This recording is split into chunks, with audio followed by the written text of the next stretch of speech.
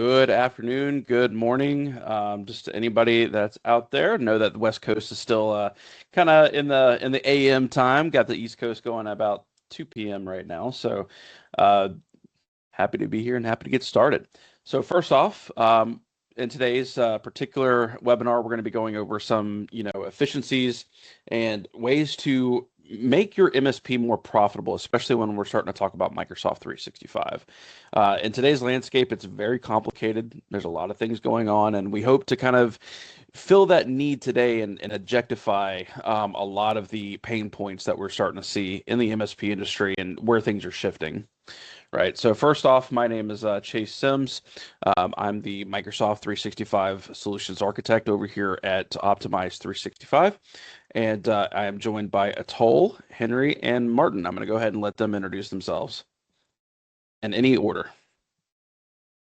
All right. I guess I'll go first. My name is Atul Bhagat. I'm the president and CEO of Base Solutions, as well as a founding member of the Tech Degenerates. I've owned an MSP for 17 years now here in the Washington, D.C. area, with a high focus on security, of course. My name's Henry Tim. I'm the CEO of Phantom Technology Solutions and the MSP in our 16th year here in Northern Indiana. I also am a co-founder of the Tech Degenerates and serve in capacity for GTIA on their global leadership council and the cybersecurity leadership council. And my name is Martin Perkins. I'm founder of Tech Cartographer. I've been in the tech space since been in '97, but just branched out on my own venture with Tech Cartographer here this last year. But I've been in the MSP space since about 2011 myself. So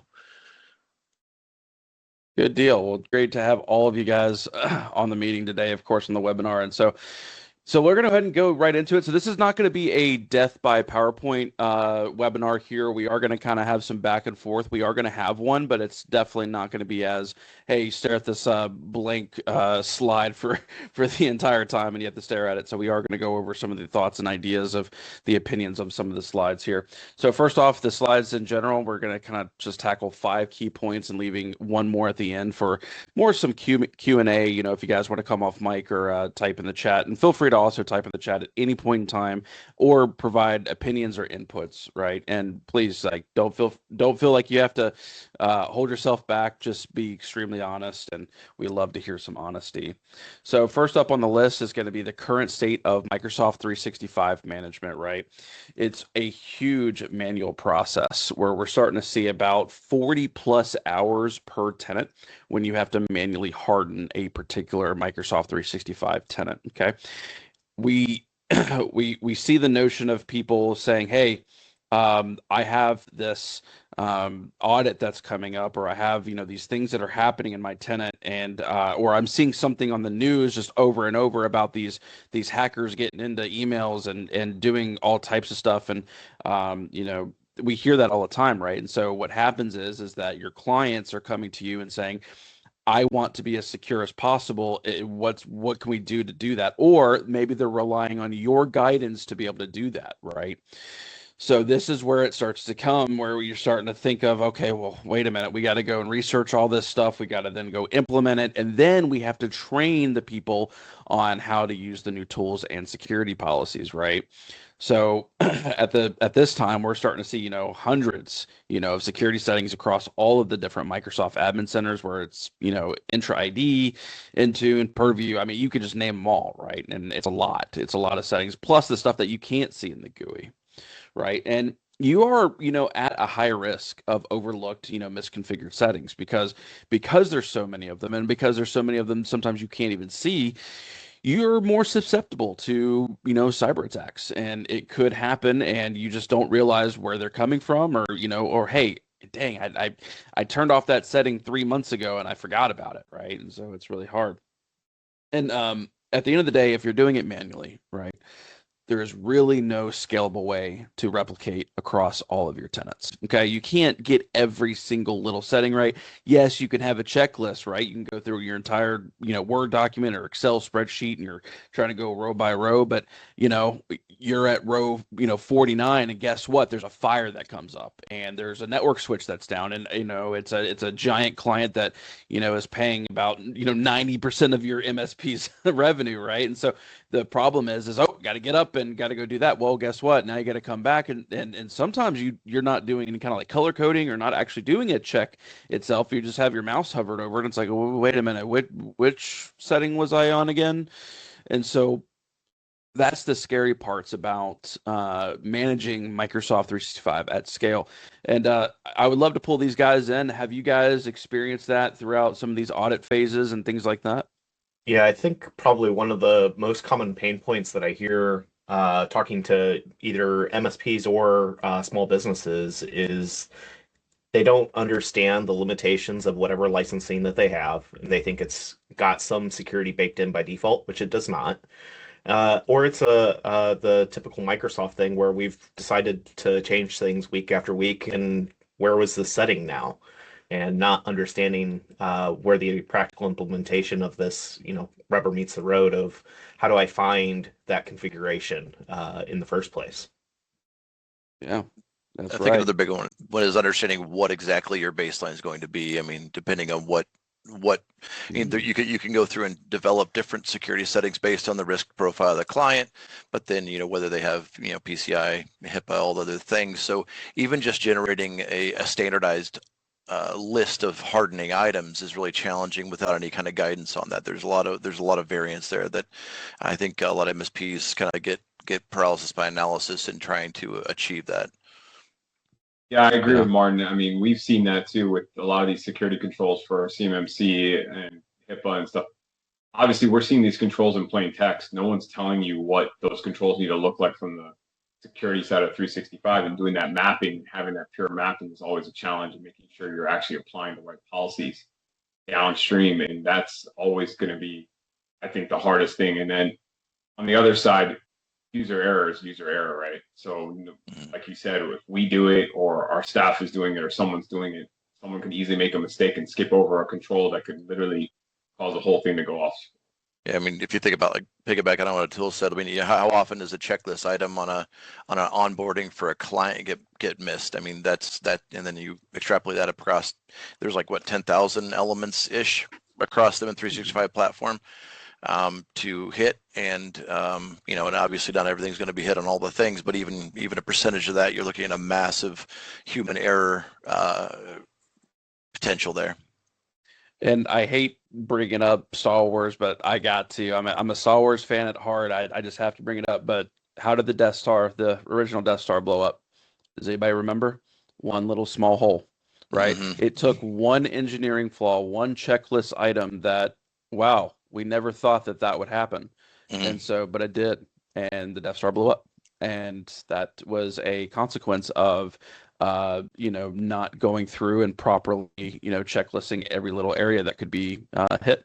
So, and then of course, like going into, furthermore into managing Microsoft 365 here, you have this whole notion of when's the last time you walked behind your tech or been in the actual, tech space and said, how many tabs do you have open? Do you guys realize that RAM is like $1,000 for a kit of 64 gigs now? Like, and it's running all these incognito tabs just to access different tenants, or maybe they're trying to use the CSP portal, but they're I've got global admin and all these tenants, so I'll just go back and do that. So, so it's always some point of contention of, man, you're killing your productivity time by having all of these different incognito windows up and things like that. And so the one thing that can really help there is, yes, a single dashboard that can essentially help you for all of your tenants, right? And this is a little bit where we come in, but just in general, though, you can have that availability to you, and you have that one login, and you can manage your entire fleet. Right. And at the end of the day, you also want that platform to be audit ready. Okay. So you want that platform to understand the auditing. You want that platform to be able to list out those particular CIS controls or HIPAA controls that fall out of alignment or that you're going to get flagged with when a real actual audit comes to you, right? Because sometimes it could be like, hey, you're not getting audited now, but down the road with your medical clients, there might be a couple HIPAA violations there. And hey, you know what? They're going to warn you about it, but if you hard fail, I've heard the numbers on how much each violation can be, especially on the cybersecurity side. It ain't cheap, and it can bankrupt easily a small, family practice. And so that's one of the things there that you have to worry about. But when we're starting to talk about stuff that we were talking about earlier, Atul, you bring up and Martin, you guys bring up a really great point about the hardening and the oh man, I forgot that I didn't change that setting, and we were talking about that, and that in this industry is called drift. Okay, so we call it Microsoft drift or Microsoft forgetfulness or whatever you want to call it. Basically, you're Dorian finding Nemo sometimes, right? And so Microsoft makes 600, almost 600, about 600 changes per month. And that can be across all of the products. That's Windows Server, that's Windows operating system, that's Exchange, Intune, everything. And so when you're starting to think about Microsoft 365 at scale, it's like, okay, not only can I forget about a particular setting that drifted away, but what if Microsoft also makes that change in the background and decides it for you, right? So you have your particular license, and they're saying, okay, hey, by the way, this actually a real world event that happened with one of the security tools that we had at the time, and so Teams decided to change the way that consenting for phone calls works, and so they were rolling out a change. We were not aware of it, and guess what? The tool flagged it whenever Microsoft made the change on the back end.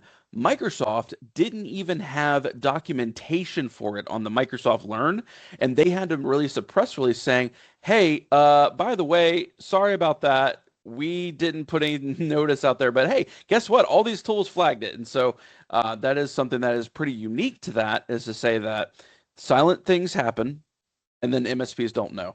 And guys, please help me out here. Have you guys ever had that happen? I can't imagine that you guys would, right? Never. Of course not. No, I mean, Microsoft would never do that. Microsoft is famously easy to navigate and very stable with all their terminology and their release structure. But yeah, no, and just keeping up with the technicians that unfortunately they forget to go back and switch something back on. I mean, that happens. I mean, you have to hope that you catch those things, but it inevitably does happen. Hey, you know what? My user couldn't log in, and I got to turn off this conditional access policy right now. And guess what? I closed out the ticket. Gone. Cool. Everything's done. I fixed the problem, guys. So, but has anybody ran into like configuration drift or a nice little story about something happening, maybe even the previous couple months or even the years that something happened in Microsoft that silently kind of happened, and then it crippled you for a day? Anybody have any crazy war stories on that one? Can't think of it right at the top of your head. Not necessarily a war story, but I was gonna say, not me either. I don't think I have a war story per se. I mean, I've seen plenty of major Microsoft changes make me want to pull my hair out, but nothing that covertly happened to me. I don't know, Henry, have you? Usually what happens is the internal team chat between the service team is there some expletive about something that's changed, and well, now where do we go to find this? Or they're giving each other tips on where they need to go. Yeah, everybody pull up that Microsoft Learn article right now. Try to find it. Where is it at? Where's it at? How do I fix this? What's going on? And so, yeah, you start to really struggle. But it's really nice sometimes to have a platform there that can really help you with that, right? But moving away from some of those silent changes, we're going to go into what everybody's favorite topic is compliance. I think we kind of came up with a little bit of it with some of that talking points that we had, but these controls today, right? And you guys work in this field, right? You know how many controls are out there, but let me ask if this is a little bit of a unique situation, right? So you have HIPAA, you have NIST and all of its variants, right? You have CIS, you have SOC, you have CMMC. You're looking almost about 500 controls, guys. So have you guys ever had to sit through a manual audit, throughout your years at the MSP, right? So tell me about how you guys had to face some of that and what the struggles came from that doing it in a manual way. I mean, first of all, the time. I mean, it took hours and hours and hours of cross-checking, making sure, putting it in, checking it, having someone else look at it again to make sure you didn't miss something. I mean, the manual process around hardening 365 around these frameworks it's a pain. I mean, we've done it for CMMC now, right under 171. We pretty much align all our clients into NIST CSF 2.0, and when we do that, I mean, we're going off a checklist like you said earlier, and we're just hoping that we don't miss something or that. And then the other thing is when you're taking on a client from a previous MSP, you're then gutting up what they did and trying to figure out what parts did they enable or not enable, and it's like a piecemeal thing versus when you have a clean tenant and you're just doing it yourself. It's a lot of hours, a lot of man labor, a lot of time. Yeah, absolutely. And moving on to the next slide, I'm just talking about hours here. Go ahead, Martin. I was going to say, and then also just evidence gathering is another massive time suck. I mean, verifying controls, but also, gathering everything together and getting it into that format that's presentable and that has all the, not just the, yes, I do this, but here's how I do it. And here's the evidence that I do it. All those things are pretty time intensive as well. So that's one of the biggest time sucks that I've had. Yeah, we used to manually go through and download all the CIS controls and go through each safeguard and figure out, okay, what configuration and product mapping goes to each one of these to try and ensure that we were, meeting everything that we needed to. But you add in all the constant changes in how Microsoft implements things, and it's just a nightmare. As you guys all said, it's a huge time suck. Right. And again, we're talking about the first time that you have to do it manually, right? And in this slide, we point out in very red plain text, that's the first pass. What happens if it drifts? And that's another thing when we started to talk about drift is, you spent all this work getting them to CMMC, whatever version you're going to put them at, and then all of a sudden 30 controls get changed, and now you're dealing with a whole nother issue that you actually had a real audit, but it turns out your help desk was changing stuff the whole time, or your junior level engineers were starting to change stuff that they weren't supposed to, or they had access to things that they weren't supposed to be able to access. And so, and I think Atol, you're right on the whole research and planning phases of that. It takes so much time to actually do it. And then you got the implementation. Okay, so implementation goes into actually applying the controls, but it doesn't stop there. You start to realize that you're starting to burn a lot of your technician labor hours in training. That's the next thing that comes up, because okay, a person's not going to understand what conditional access is. No person that's sitting at that office or military base or medical facility is going to have any idea what the heck you're talking about. So you're going to have to go over there and show them exactly how to access the system. Here's your new fob. Here's the MFA on your phone. Whatever. Here's your UB key. This is how you plug it in. All that kind of stuff. So that stuff takes time. So being able to do the research and planning and some of even the documentation before even the implementation, or using a tool to be able to do that, is definitely beneficial, and can definitely save a lot of time when it comes down to those particular phases. There will always be a human element to everything, right? And so that's where you have to be able to save time, is on the technical and documentation side in particular. Guys, I have to really ask a question here. Have you ever been blocked by a particular framework from you getting a client before? Have you ever ran into a situation that, well, you didn't really support that, or you didn't have the tools for it, or you didn't have the manpower to do it? And did you feel kind of, you felt bad? This was a big opportunity, but now you can't support it. Any stories about that? We're looking at that on the CMMC side of things right now. Is it's more than what we want to bite off and chew. So we're going to be partnering with other MSPs and SSPs in order to do that. But I mean, yeah, some of these, as far as when clients have certain requirements, you have to build in that time consideration if it's not something that's currently under your wheelhouse. Yeah, especially early on in my career, going in and chatting with a client and realizing that while I understood fundamental security as far as protecting the edge and all that kind of good stuff, I didn't have the chops at the time, and having somebody to walk me through, or having some sort of roadmap, if you will, to understand what kind of hardening or what kind of controls need to be implemented to make that happen was something I had to search out quickly. Yeah. And it Yeah, feels similarly, like a lot. when we first started doing a lot of the CMMC stuff, when we first saw it, I remember the first time we had a client approach us, we realized, we were like, oh, wow, I don't know if we can really do this, just based on the documentation that was involved and the resources that we're going to get tied up to accomplish it. Obviously, now we've found ways to further automate things and get things kind of in line, and using certain tools to combine to allow us to get into that space where at least we can do some of the work. We're still looking to partner with other organizations similar like Henry is, because it's just becoming a bigger and bigger lift by the moment. But I think at least we feel confident that we can at least apply certain policies down for the client at a time before they. Absolutely. It's all about community at the end of the day. I think the biggest thing is MSPs had to realize at some point in time, especially like in the 2010s to 2020 era, especially when COVID hit, is that we can't really be as competitive with each other anymore. We really have to start being more communicative and more community driven, because eventually we're going to have to scratch somebody else's back and they're going to have to scratch ours. So that is like the biggest thing right now in the MSP community.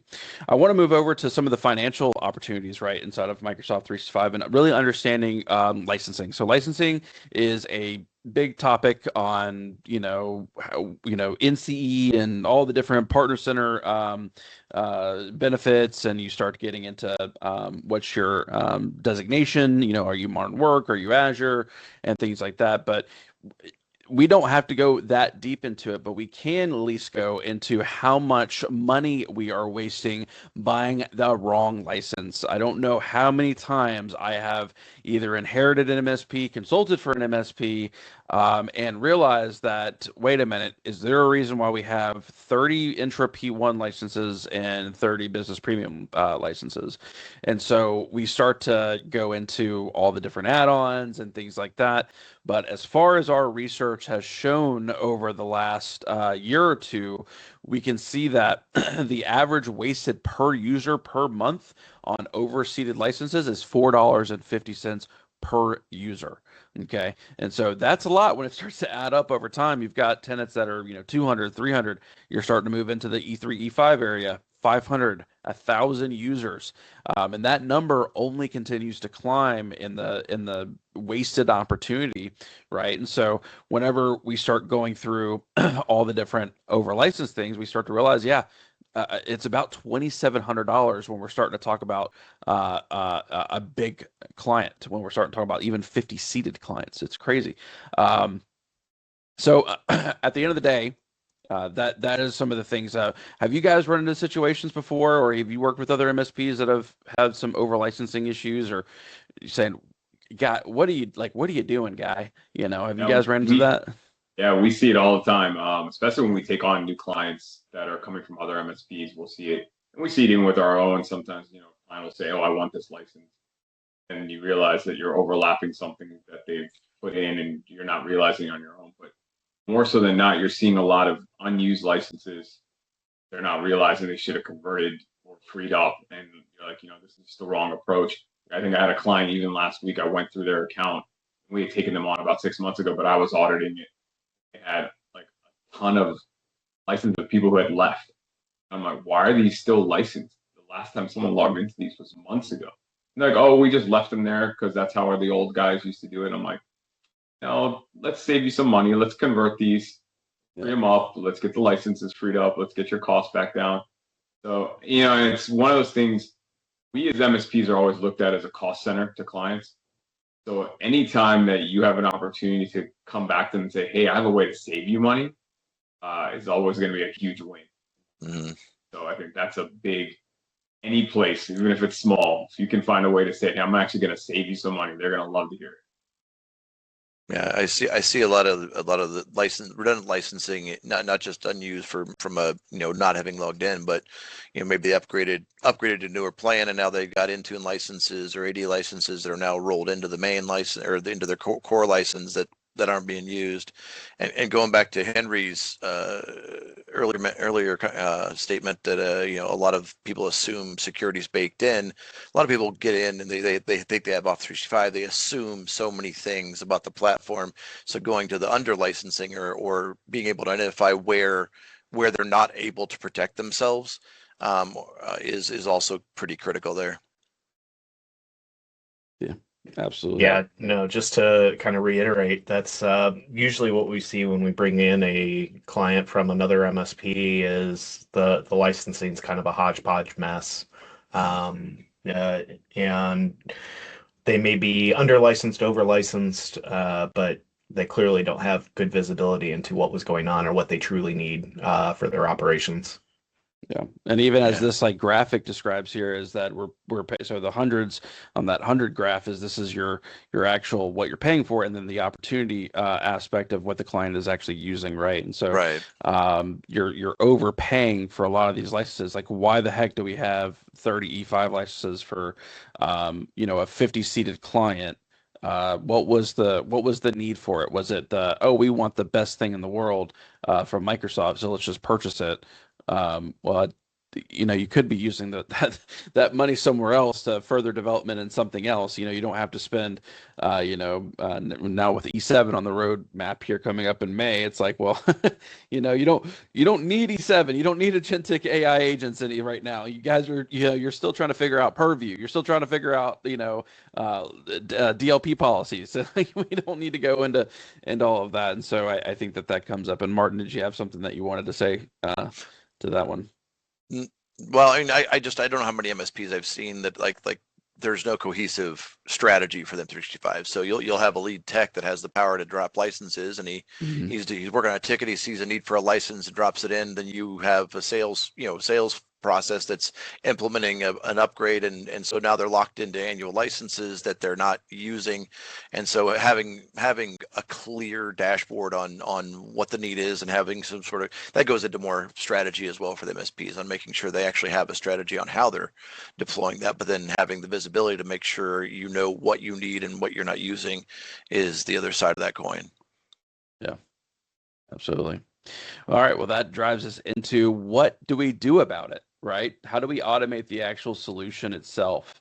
Okay, so how do we go from a flat manual process over to the automation? Well, so first off, we want to have something like a single pane of glass, so like the RMM, but for Microsoft 365.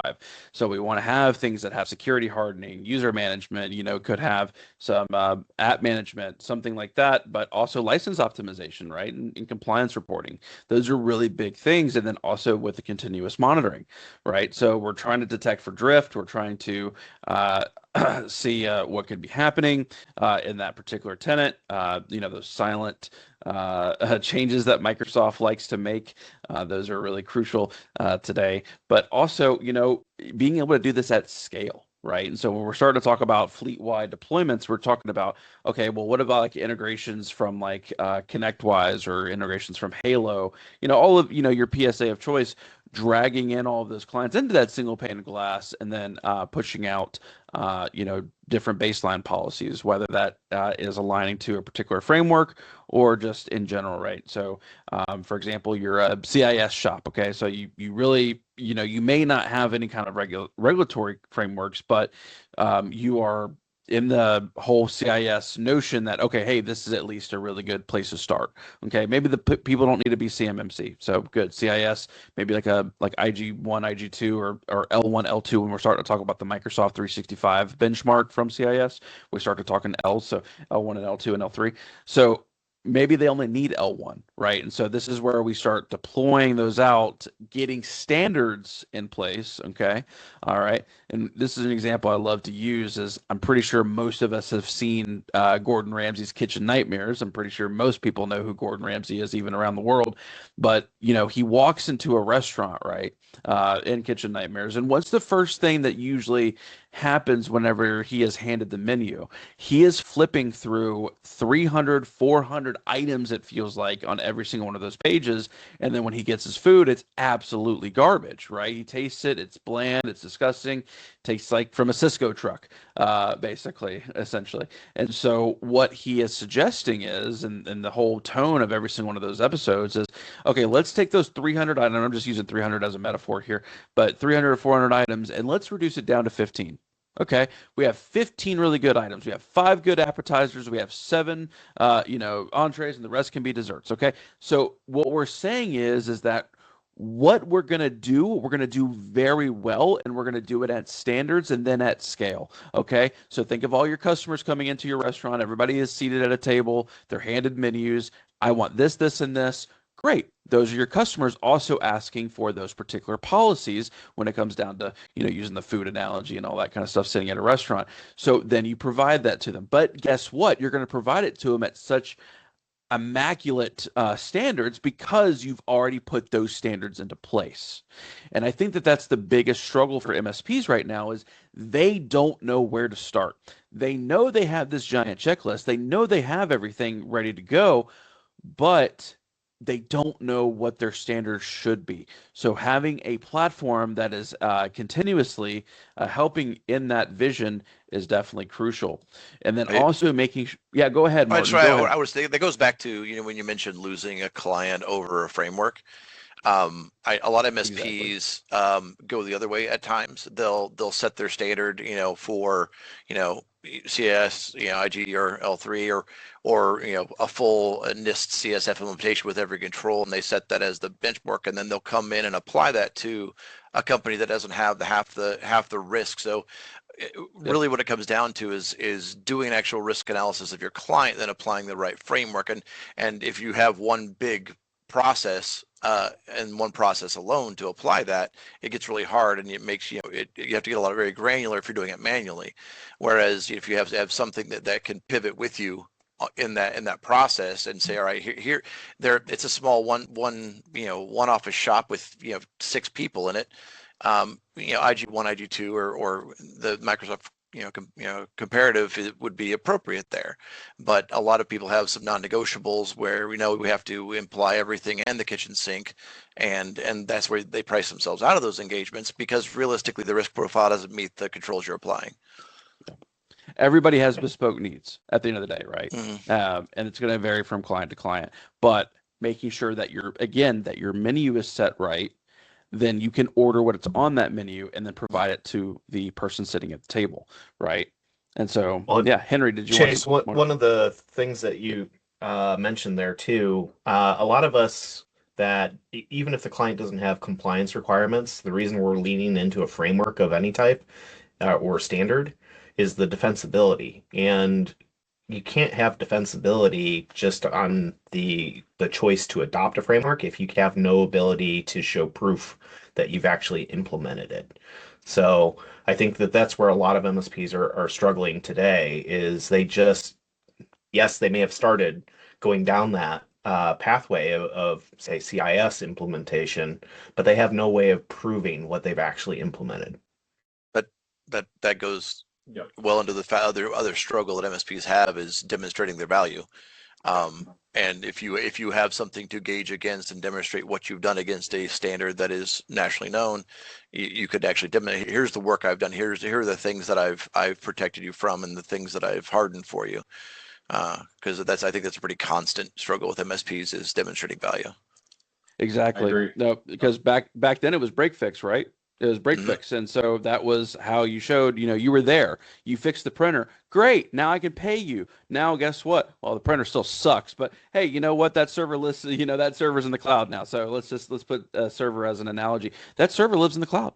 Mhm. Everything's SaaS. And it's like, wait a minute, what am I paying you for? I'm paying you to come out to fix a printer? Like this seems like a lot of money. So yeah, having to show value is big. And Toll, go ahead, please. Yeah, I mean, value's everything, and then the other side of it is how do we equate that to a client, right? Making sure that they understand what you're doing on a daily basis. Because a lot of times we get pushed back.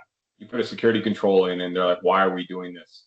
And what is the purpose of it?" And being able to explain it to, well, we're doing it because XYZ security organization is requiring it, or they're telling you that it's best practice because reality is this is a massive security hole and it could leave you vulnerable in a bad situation. And let's be honest, every client, depending on the type of business they're in, their approach is just leave it the way it is. Why are you making my life harder?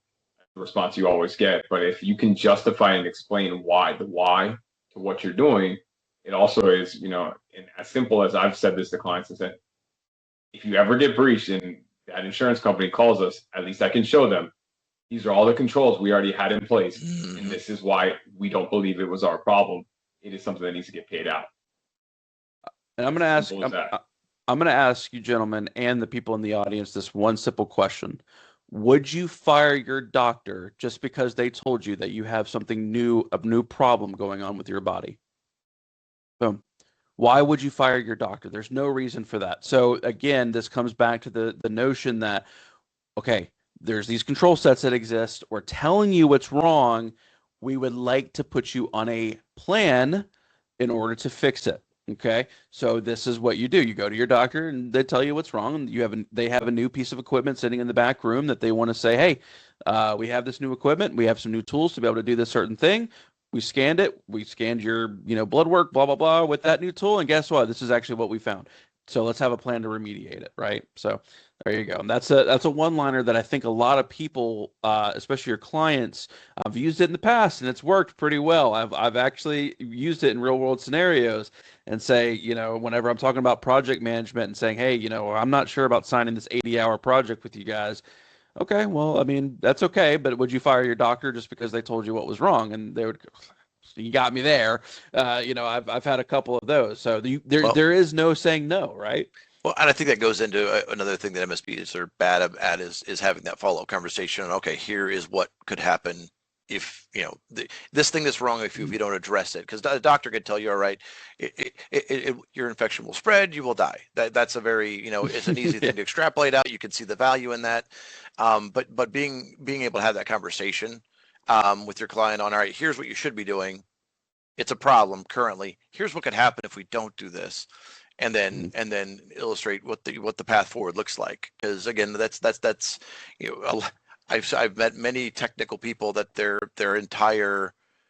stopped cold at what someone says. Well, why would I need MFA? They can't wrap their heads around why someone couldn't understand that, and therefore the conversation kind of stalls there. And so this is again more of a process thing. You need to be able to demonstrate why that has a business impact, what the long term risk is, and how it will impact their bottom line long term if they don't do that thing. Yeah, absolutely. I'm going to go ahead and move on here.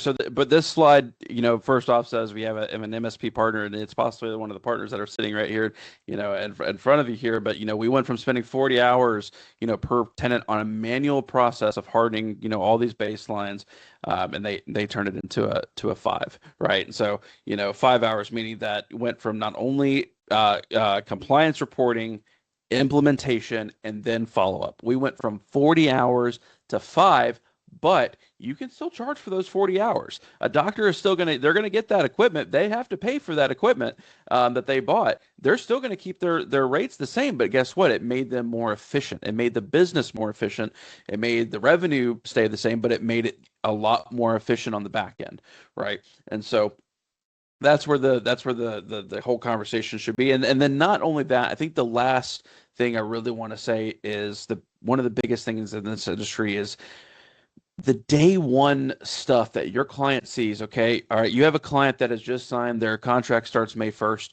onboardings are so important. It's like that first impressions. If you had a guy that was stinky and hasn't showered in 3 weeks and his hair's all messed up, beard uncut, walks into your office, says, I really want a job. What's your first impression of that guy, right? It's going to look a little unprofessional. I don't know if I can trust you to be responsible. You can't even clean yourself. How can I expect you to work here? Right. So first impressions really matter. So onboardings are so important. And so if you can make it super pretty, super efficient, and explain exactly what you're doing, especially with that single pane of glass tool, helping you in the background, very important. So I think the echo on that is just having a comprehensive plan as well. I mean, how many MSPs are going to go through and actually unpack the entire M365, tenant to identify what kind of work needs to be done in order to identify a project plan.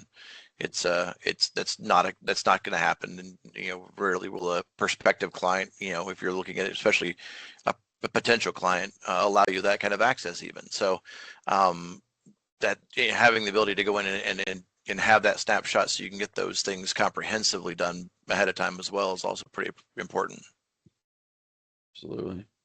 So at this time, I want to give, now I know the audience out there, we're a little low, but I can't remember if I allowed people to come, I'm going to turn on the allow mic features here. So feel free to come off mic if you have any questions for us or what you're experiencing in the business. So just anyone in the audience, please feel free to type in the chat. Feel free to come off mic. Don't be shy. Small audience here, but I would love to hear from you guys. Any questions you have in the Microsoft 365 process or just the MSP process. You've got some really high-level veterans here that have understood the MSP space for quite a long time, and people that run their own MSPs themselves. So please feel free to come off mic. I'm going to give you guys just a second to do that.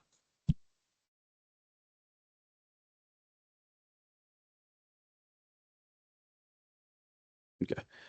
Hopefully that is working. I believe I did hit the allow microphone there to do that. But if anybody's typing in chat, I haven't checked over here either. Okay. Not an issue at all. We'll give some time back for some of those people there. But first thing, we want you to protect your MSP at the end of the day. So, I think we have one question. What was the question? I may have missed it, guys. Does it replace SIP? Yep. So a really, really good answer there would be that we work very closely with SIP. So we're actually partnered with them. So it's more of a partnership interaction there. Can I say it fully replaces SIP? I love to be honest, and I could say no, but I love to put the but at the end. SIP has a lot of things they do very, very well. Okay, right. They have the whole, baselining and pushing out policies and things like that. But really, I believe what we're really good at in the competition in this space is the framework notions of mapping certain controls with the exact things that Microsoft 365 says, right? So whereas one platform such as SIP can maybe push a policy from place to place, and sometimes it can be a little slow, and you have to run it yourself most of the time. You have to maintain it.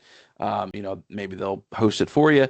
We believe that we have the competitive edge of being a full-on SaaS platform. You don't have to put the app inside of inside of a Azure container or anything like that. So or anything like that. So we run it for you, and we have the compliance frameworks there. Got to follow up on that. How does the reporting work, perpetual benchmark assessments, and eval against industry standards? Yeah, I mean, I think even Atul, you might even be a really good. I'm gonna give you that answer because you have some real world experience with it. I would love to hear from you. Yeah, so it's pretty impressive how well it scans through. It gives you that initial report, and then as you make changes, it's mapping that journey and telling you what you've accomplished as you've gone through it. And then if something changes with the drift, you get alerted on that, and then you're able to go back in and do that same change, and then you're able to run a report again, an additional scan that then tells you, okay, you've resolved these issues, you've closed out these holes, and now you're on to this next level of stuff. It's very comprehensive from that. Yeah. I think one of the places where SIP is not as flexible also is we talked about that bespoke, every client's bespoke, right? And so, setting baselines is, you going through and assessing different controls based on frameworks to identify what that particular client is, and even be able to set the baseline is something that I think the platform does very well. It lets you go through and get a tailored setting, list of where you want to be ahead of time, rather than and also checking against it as well, validating the controls and constantly monitoring as well. Jason, you got a couple more questions for you. Yeah, I actually do see that. So yeah, I see would it be practical and recommended to also use SIP, and how does this compare to Cloud Capsule? Great question there. So at this time, I would say yes, it would actually be recommended and practical if you're using SIP today, whether you're hosting yourself or renting it out for, I think it's like $100 a month that they run their instance. I don't know if their pricing has changed recently, but what I would say is yes, 100%. Feel free to run it side by side. I think it's a really good tool in what it does. And then to ask the second part of your question, for compared to Cloud Capsule, again, I think the default answer there is that Cloud Capsule, it does something very well. However, they really are focused on that compliancy and scanning aspect. They're really not meant for mediation or remediation, sorry, in that aspect at this time. And so we really love the work that they're doing over there, though. I've been a champion of Cloud Capsule since the beginning of me even working in this vendor space. Okay, so, and I've worked for some of the bigger competition that's out there, and so what I've seen from Cloud Capsule is that they do things very well, and so we believe that we're starting to get that competitive advantage on these certain control sets as well on that. And I think another question here, we had any roadmap items for self-healing. So great that you mentioned that, is that we are already experimenting with Intune policies and configurations.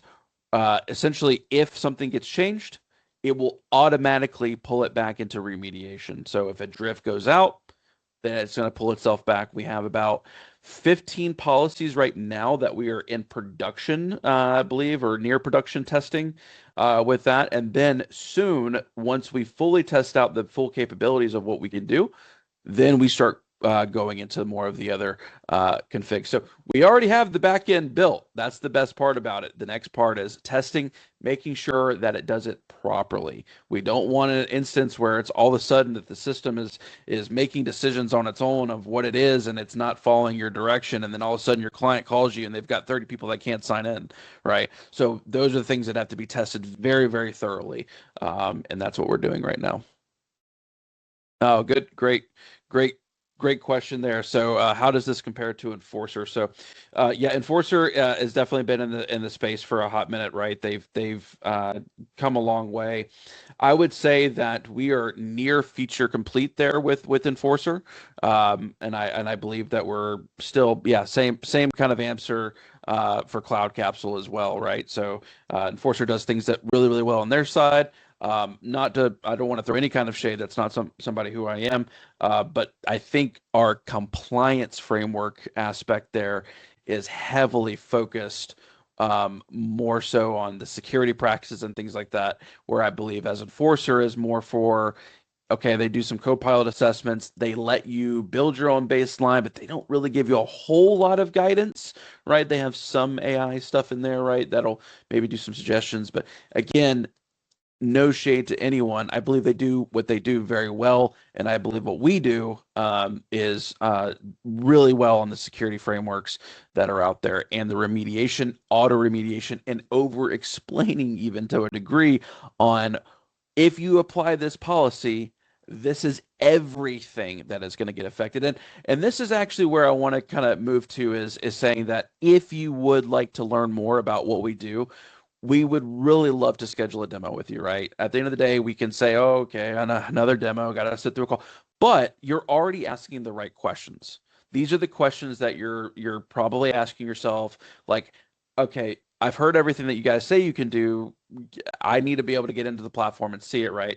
So please feel free to go to optimize365.io, and there is a book a demo button, or feel free to reach out to me on Teams or email at chase@optimize365.io.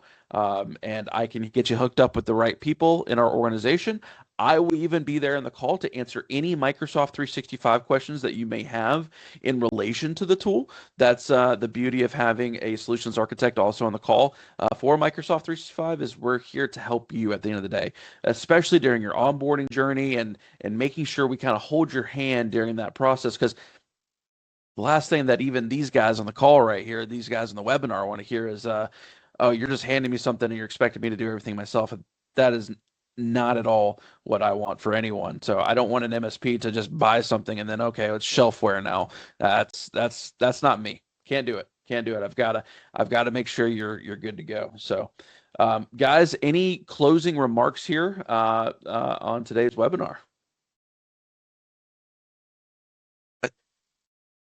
I think looking at tools like this are kind of that bleeding edge where a lot of the more mature MSPs are going, just because it's not tenable to try and be manually managing a lot of this that's out there, and specifically some of the remediation stuff that Optimize is doing is fantastic. Yeah, I also understand the impact of what the remediations you're doing is pretty key.